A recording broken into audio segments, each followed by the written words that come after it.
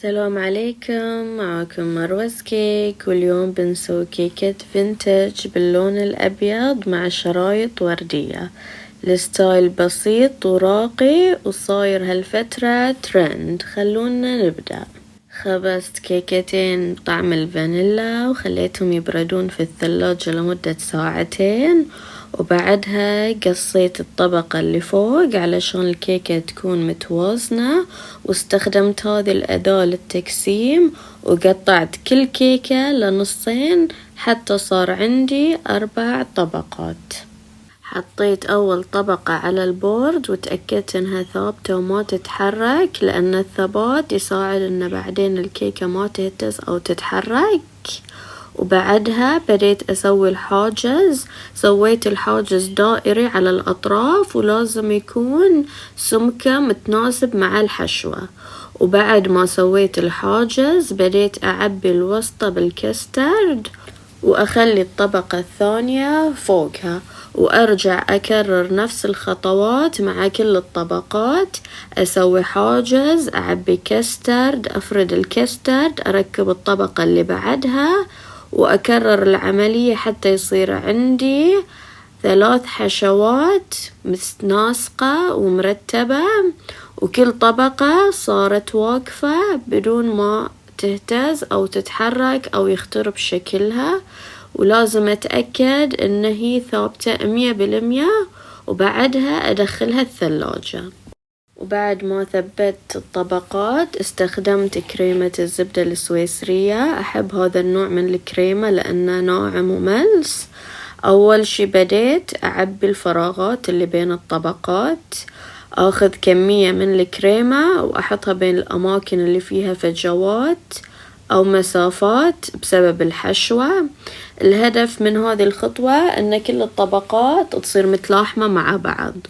وبعدها بديت أسوي طبقة الكريم كوت، والكريم كوت عبارة عن طبقة خفيفة جدا من الكريمة نغطي فيها الكيكة كلها. الهدف منها ما نطلع الشكل بيرفكت أو مثالي، الهدف إنها هي تمسك الفتافيت اللي تطلع من الكريمة علشان لما نبدي نسوي الطبقة النهائية ما يكون عندنا أي نوع من الأشكال من الفتافيت. وهني في نهاية الكريم كوت كنت أحاول إني أخلي الطبقة متساوية قدر الإمكان.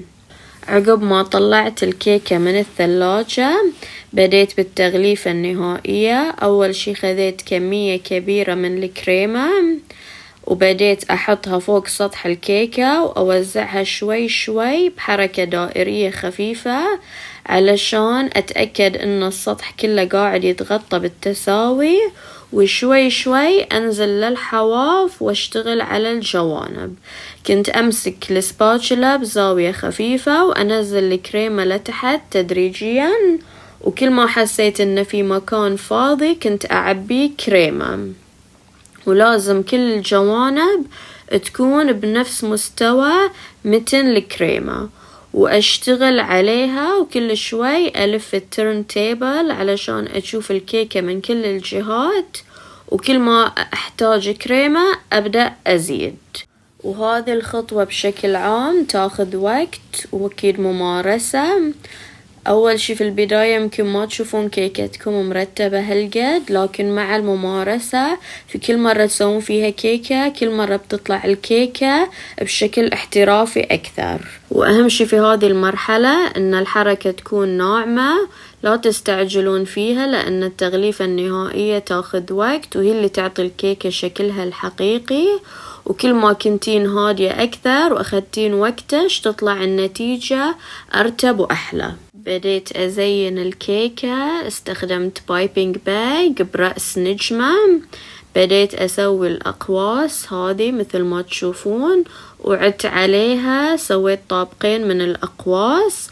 إذا ما عجبتكم النتيجة أو الشكل ما حسيتونه مرتب تقدرون تدخلونها الثلاجة وتشيلونه بعود أسنان ينشال بكل سهولة لأن الكيكة تكون باردة. بديت أزين السطح واستخدمت رأس 1M وبديت أسوي شكل الصدف. في البداية أضغط بقوة، بعدها أوقف ضغط وأسحب إيدي حتى يصير عندكم هذا الشكل مثل ما تشوفون. وفي البورد تحت الكيكة استخدمت قمع دائري سادة بحجم متوسط، ونفس التكنيك أضغط بقوة وأسحب إيدي حتى يصير عندي الشكل اللي أبغاه. تقدرون تتدربون قبل لا تطبقون على الكيكة، وأي حركة ما تعجبكم تقدرون تشيلونها وتعدلون براحتكم حتى توصلون للنتيجة اللي تبغونها. عقب ما خلصت تزيين وصار الشكل مرتب، أضيف الشرايط مثل ما تشوفون. في هذا الوقت تقدرون تكتبون أو ترسمون على الكيكة من فوق. وحبيت أشارككم مقتطفات من حفلة العيد ميلاد. كل عام وألهام بخير. أتمنى أن الفيديو عجبكم، قولوا لي رأيكم، لا تنسون الاشتراك والإعجاب. مع السلامة، وأشوفكم في الفيديو الجاي.